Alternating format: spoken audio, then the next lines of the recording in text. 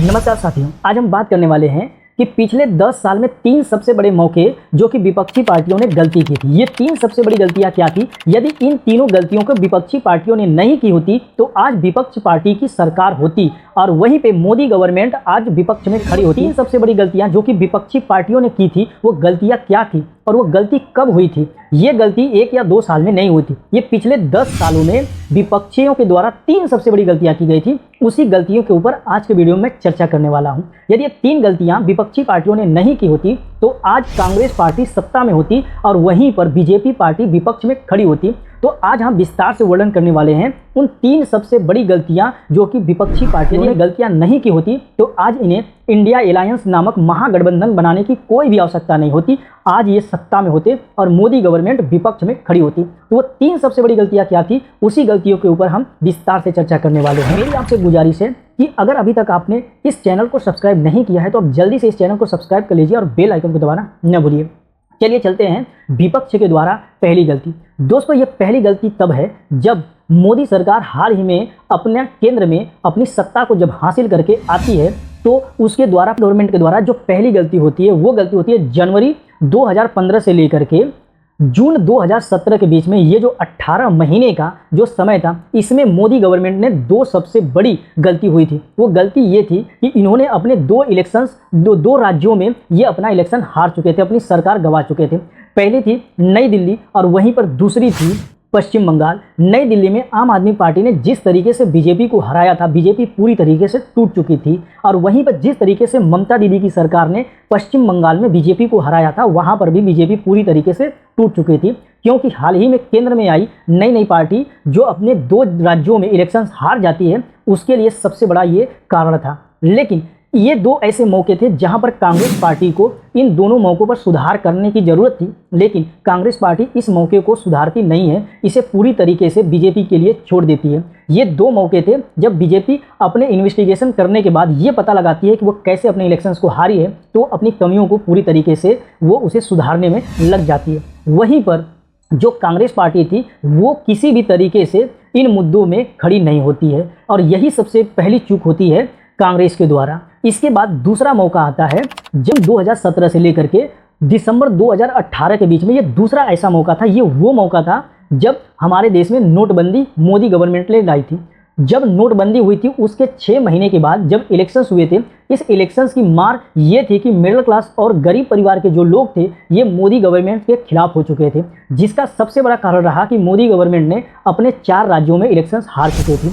पहली हार का सामना उसको करना पड़ा था राजस्थान, दूसरा मध्य प्रदेश, तीसरा छत्तीसगढ़ और चौथी हार थी कर्नाटक। ये 4 बड़े राज्य थे जहां पर बीजेपी नोटबंदी के कारण हार गई थी। ये हार मोदी गवर्नमेंट के लिए यानी कि बीजेपी के लिए सबसे बड़ी हार थी, क्योंकि इन्होंने इस 1.5 साल के अंतराल में अपने 4 राज्यों के इलेक्शंस हार चुकी थी। ये दूसरा मौका था जब बीजेपी टूट चुकी थी।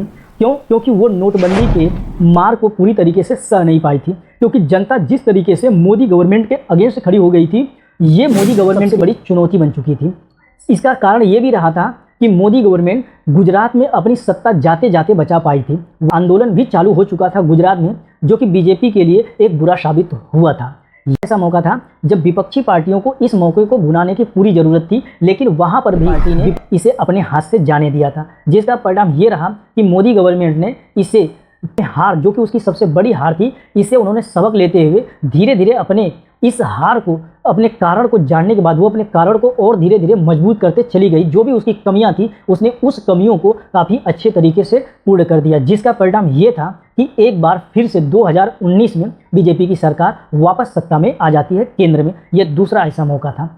तीसरा मौका था जब 2021 में जब दूसरा मौका आया था, जब कोविड-19 के समय पर, जब ये दूसरा मौका था जहां पर एक बार फिर से मिडिल क्लास जनता और वहीं पे गरीब जनता एक बार फिर से मोदी गवर्नमेंट के पूरी तरीके से खिलाफ खड़ी हो जाती है। और ये खिलाफत ऐसी हो जाती है कि जहां पर मोदी हो गए थे। ये मौका था 2021 जब सेकेंड फेज, जब हमारे देश में कोविड-19 का केस आया था, तो जब सेकेंड बार यानी दूसरी बार जब हमारे देश में लॉकडाउन किया गया था 2021 में, ये ऐसा मौका था जहां पर एक बार फिर से आम जनता यानी मिडिल क्लास और जो गरीब परिवार था, एक बार फिर से ये लोग मोदी के खिलाफ हो चुके थे। ये वो मौका था जहां पर विपक्षी पार्टियों को जनता के बीच में आकर के खड़े होकर के अपने आप को और भी मजबूत प्रदान करना चाहिए था। या तो वो कुछ नई स्कीम लाते या अनदर कुछ और भी ला सकते थे, लेकिन उन्होंने ऐसा नहीं किया। लेकिन इसका फ़ायदा मोदी गवर्नमेंट ने खूब उठाया। उन्होंने कई नई नई स्कीम्स लॉन्च किए, कई ऐसे भी चीज़ें थी जो कि मोदी गवर्नमेंट ने करके धीरे धीरे जनता के प्रेम को वापस उन्होंने हासिल कर लिया, जिसका परिणाम ये रहा कि एक बार फिर से मोदी गवर्नमेंट पूरी तरीके से मोदी के छवि को पूरे देश में एक बार फिर से उन्होंने चमका दिया। ये तीसरा मौका था जहां पर विपक्षी पार्टियों ने इस मौके को अपने हाथ से जाने दिया था।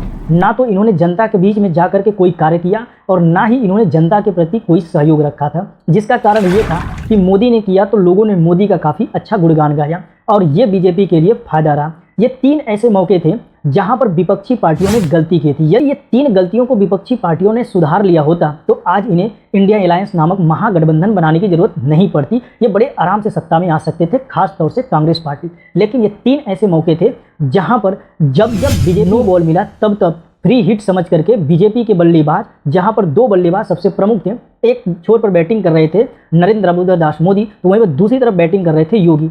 मोदी और योगी की जोड़ी ने जिस तरीके से इन तीन मौके को उन्होंने फ्री हिट पर सिक्स मार करके अपने कब्जे में कर लिया था। ये तीन ऐसे मौके थे जहां पर विपक्षी पार्टियों ने अपनी हार को तय कर दी है। तीसरा जो नो बॉल था ये मिला था बीजेपी को 2021 में, और जब ये नो बॉल बीजेपी सरकार को मिली तो बीजेपी ने इसे बड़े अच्छे तरीके से सिक्स में तब्दील कर दिया और ये अभी भी बॉल हवा में अटकी हुई है, जो कि 4 जून को तय होगा कि इस कैच को कौन पकड़ता है। या राहुल गांधी इस कैच को पकड़ करके बीजेपी को हरा देते हैं और मैच जीत जाते हैं, या फिर मोदी जी एक बार फिर से इसे सिक्स के लिए मारेंगे, क्योंकि दो मौके ऐसे थे जहां पर मोदी जी ने सिक्स लगाया था। और ये तीसरा मौका है जो बॉल अभी भी हवा में है, वो बाउंड्री के आसपास खड़ी है, जो कि 4 जून को तय हो जाएगा कि मोदी गवर्नमेंट सिक्स मारेगी या फिर कांग्रेस पार्टी इस कैच को लेकर के मैच जीत के अपनी सत्ता स्थापित करेगी।